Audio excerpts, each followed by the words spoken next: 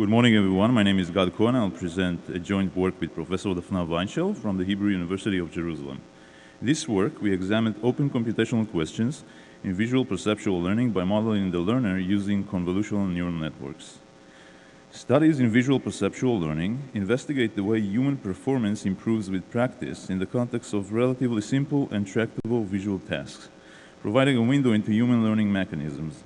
One of the most striking results has been the repeated observation that many of the acquired skills are highly specific to simple visual features such as location or orientation. As such, they do not generalize, for example, to different orientations. To explain this pattern, two prominent complex computational models are proposed. In this work, we replicated using our generic model the results and phenomena seen in two sets of human studies experiments. We focused our investigation on two hallmark characteristics of perceptual learning, specificity and enabling. In this presentation, I will analyze the model's learning process and performance in two types of tasks, pop-out and orientation discrimination.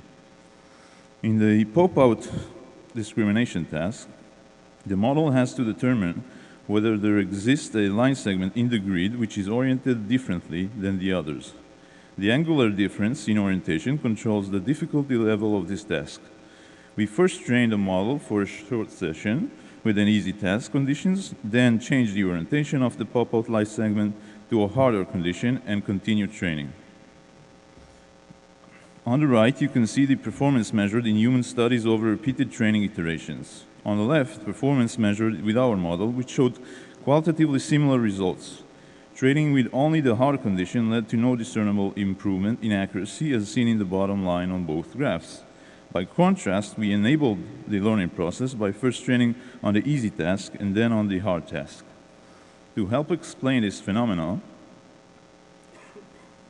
here's a visualization showing the changes in weights during the learning process. This plot shows a typical weight vector spread along the x-axis, where each bar corresponds to a different weight. The superimposed yellow bars show the intermediate weights after the training with the initial easy task, whereas the blue bars represent the weights after the hard task when training is complete. Almost all weight changes correspond to increase in absolute value. Positive weights become more positive, negative weights become more negative. This reduces the search space for the hard task. We conject that this reduction facilitates the ability to learn.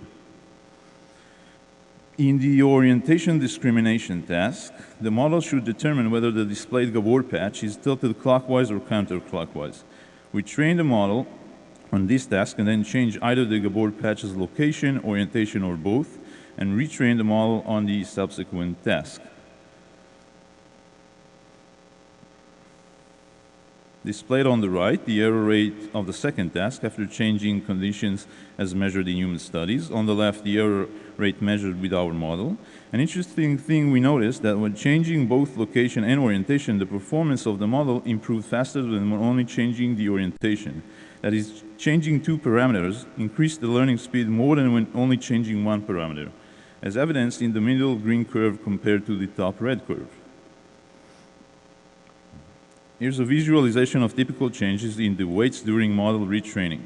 Retraining on a different setup resulted mainly in modifying previously unused weights. Furthermore, changing both parameters utilized unused weights and resulted in better error propagation, thus explaining our previous slide's results.